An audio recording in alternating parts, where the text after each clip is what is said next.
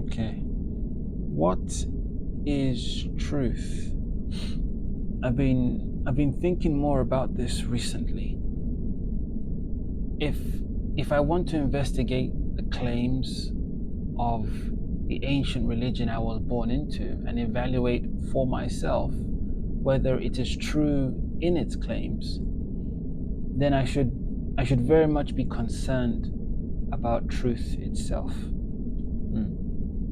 I figure that my thought process should start at the idea of truth first, before deciding if some claim in Christianity is true or not.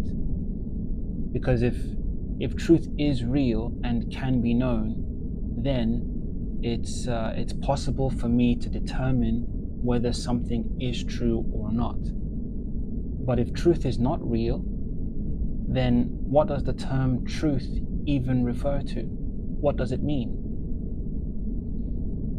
If I cannot know the truth, then how am I supposed to evaluate anything, much less something as complex, deep, and historied like a religion? So I would start my investigation at first defining truth and determining if truth can be known in general, and furthermore, determining if truth can be known specifically about God. Right, so my current questions are: what is truth? Can truth be known? Can truth be known about God? Right, okay. Then, following this train of thought, I think a reasonable follow-up question to ask would be something like, even if I know truth exists, why should I care? Why should I care what is true? Right? Even if I can answer my questions of what truth is, can it be known, and can truth about God be known, so what? Why should I care? Interesting question. It's a little funny though, because when I think about it, I think it is quite self-evident to suggest that as human beings functioning within a society, we demand truth in virtually every area of our lives. But it seems when it comes to certain topics, topics we like or we don't like, I don't know, I guess specifically topics we don't like, that demand becomes more of an opinion. We tend to demand truth from loved ones, right? I would hate it if my spouse or children often lied to me. We demand truth from health professionals like doctors to tell us the truth about the right medications and procedures to take. We demand truth, especially when it comes to our money. No one wants to be lied to by a financial provider about what they do with our money. What about the justice system?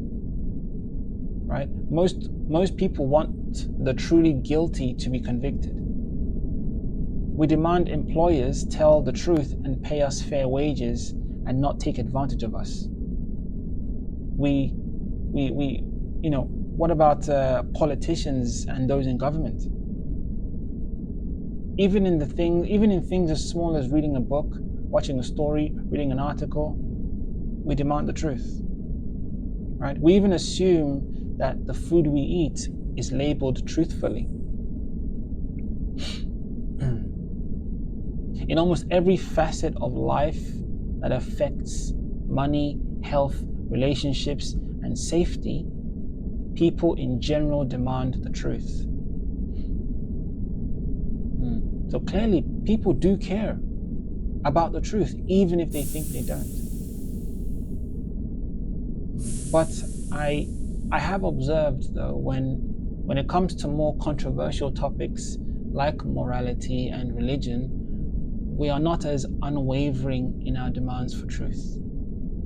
during my working years on the TITUS-MAVEN and back at the academy, whenever the topic of morality or religion ever came up, many were not interested in the truth. Many even rejected the idea that any religion can be true. I heard people say things like, well, that's true for you, but not true for me. Or, it's arrogant to assume only one religion can be true. Or maybe, if it works for you, then it's true for you. Some of the smartest people I knew would say things like, truth is relative.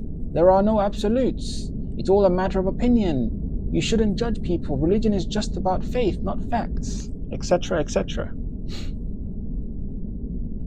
Now that I have time to sit back and think about these things honestly, right? I can see that I and many others were very hypocritical and contradictory in our beliefs. Why is it so important to demand the truth from a banker or a politician, a doctor or a family member, but not have the same demand for something as important and encompassing as morality and religion?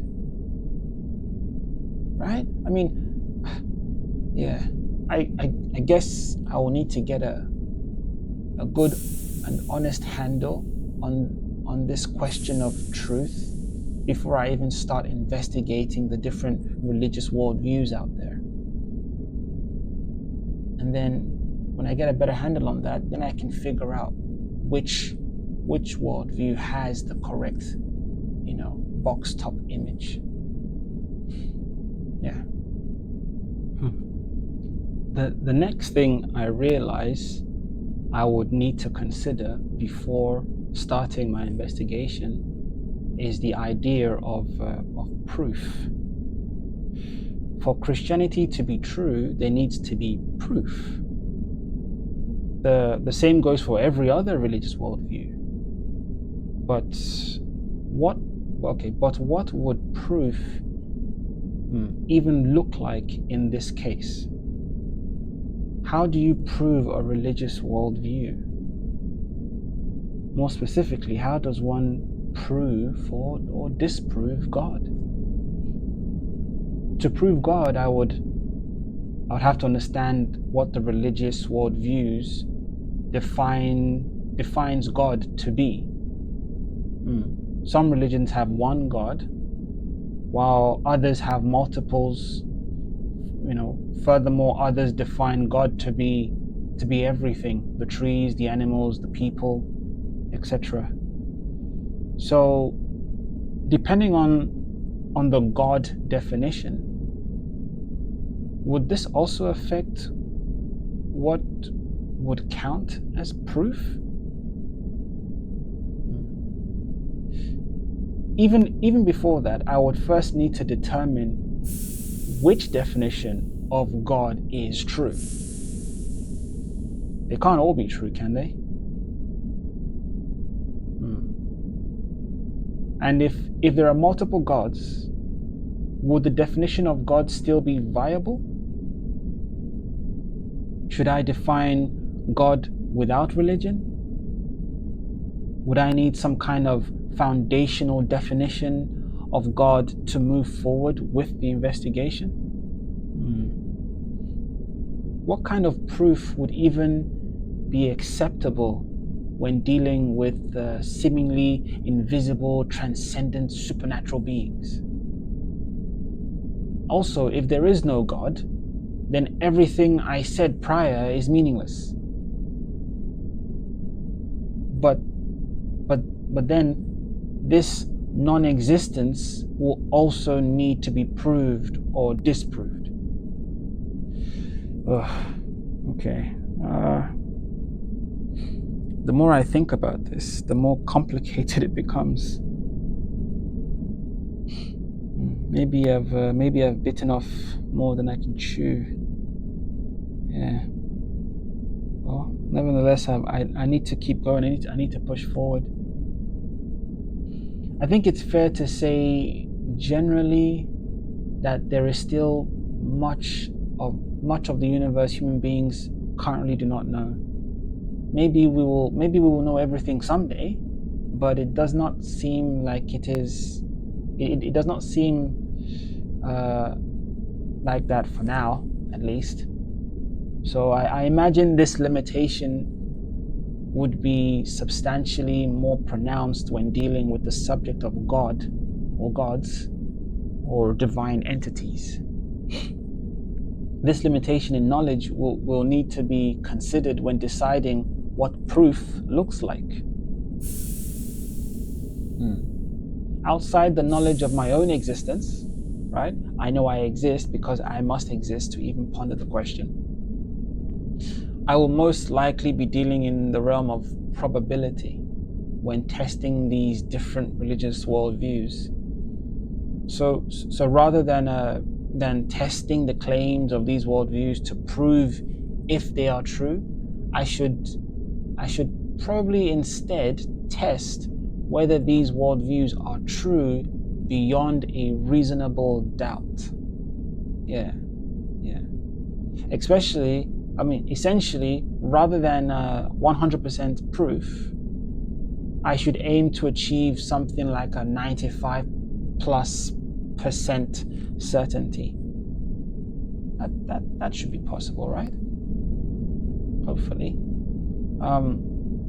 I guess I suppose this explains why in some religious worldviews, faith is a necessary quality even for worldviews that say there is no God.